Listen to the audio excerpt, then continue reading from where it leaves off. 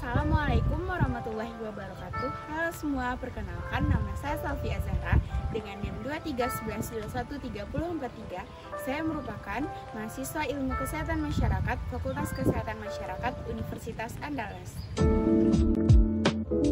Di sini saya akan menjelaskan bagaimana peran seorang sarjana kesehatan masyarakat di dalam mencegah kekurangan gizi dan kontribusinya dalam pembangunan.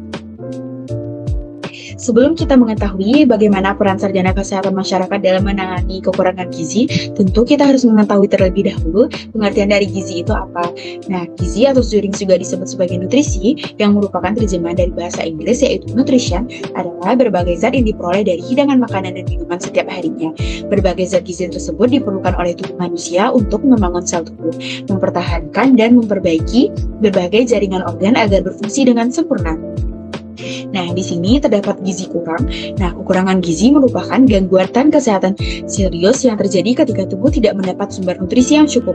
Nah, gizi kurang ini terbagi dua. Yang pertama ada kekurangan gizi makronutrien dan mikronutrien. Nah, makronutrien ini kekurangan dapat mengakibatkan gangguan pada kesehatan, sedangkan pada mikronutrien seperti stunting, GAKI, KET, KVE, dan AGB. Di sini ada 4 masalah kekurangan gizi yang saya ambil. Yang pertama ada stunting. Stunting sendiri merupakan gangguan pertumbuhan pada balita sehingga perkembangan anak tidak sesuai atau lebih pendek dari seusianya dengan standar dan dapat menimbulkan dampak dalam jangka pendek maupun jangka panjang. Nah, stunting ini biasanya bisa terdeteksi pada saat usia 2 tahun.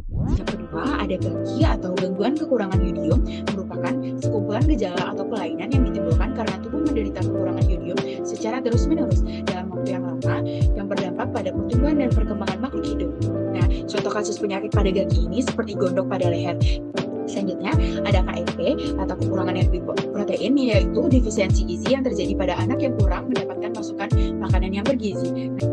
Selanjutnya, ada KVA atau kekurangan vitamin A, merupakan penyakit yang disebabkan karena kekurangan asupan vitamin A yang memadai. Jika tubuh kita mengalami kekurangan vitamin A, tubuh dapat berisiko terkena beragam gangguan kesehatan mulai dari kulit kering, gangguan mata, hingga gangguan daya tubuh dan masalah kesuburan.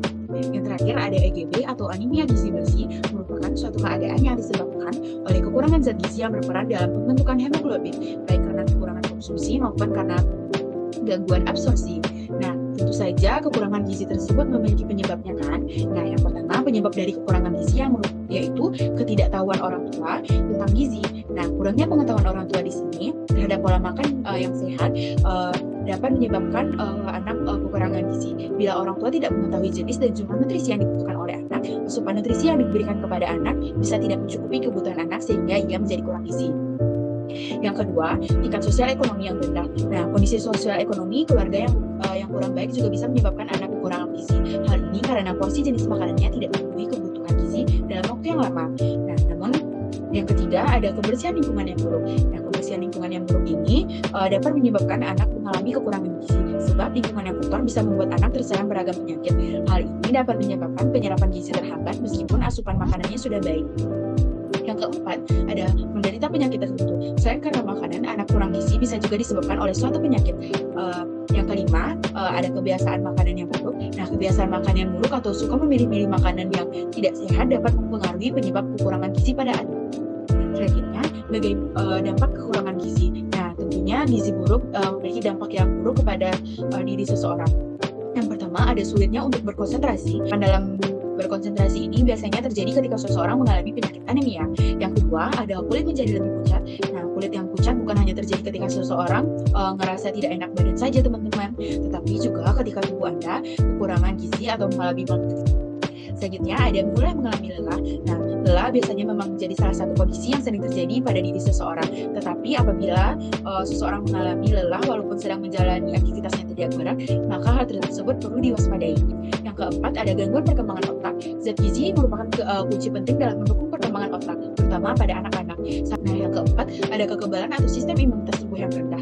Nah, khususnya pada anak gizi buruk memiliki sistem imunitas yang rendah sehingga mudah terkena penyakit infeksi seperti diare, batuk, dan pneumonia.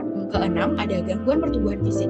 Nah, pada seseorang yang mengalami gizi kurang, jika kondisi ini berlangsung pada kondisi yang lebih lama, anak tersebut memiliki risiko lebih tinggi untuk mengalami stunting. Nah, sebelum kita membahas bagaimana peran SKM, kita dapat melihat dulu sebaran penderita gizi buruk di Indonesia. Nah, pada 2019 NTT merupakan wilayah tertinggi dengan masalah gizi buruk. Nah, bagaimana sebenarnya peran sarjana kesehatan masyarakat di dalam mencegah kekurangan gizi ini? Yang pertama ada melakukan penyuluhan gizi. Nah, sarjana kesehatan masyarakat berperan dalam mengadakan penyuluhan tentang gizi kepada masyarakat sebagai upaya pencegahan sebelum masyarakat terkena gizi buruk. Nah, teman-teman, ketika sudah beberapa dari masyarakat terkena gizi buruk, maka sarjana kesehatan masyarakat juga dapat melakukan penyuluhan kesehatan mengenai cara-cara penanganan gizi buruk yang baik dan benar seperti penanganan pola makan. Nah, yang kedua ada surveillance gizi. Nah, cara surveillance gizi adalah kegiatan pengamatan terhadap status gizi yang bertujuan agar pengambilan keputusan dan penentuan kebijakan dan program pemerintah dapat terarah kepada perbaikan gizi buruk masyarakat golongan miskin.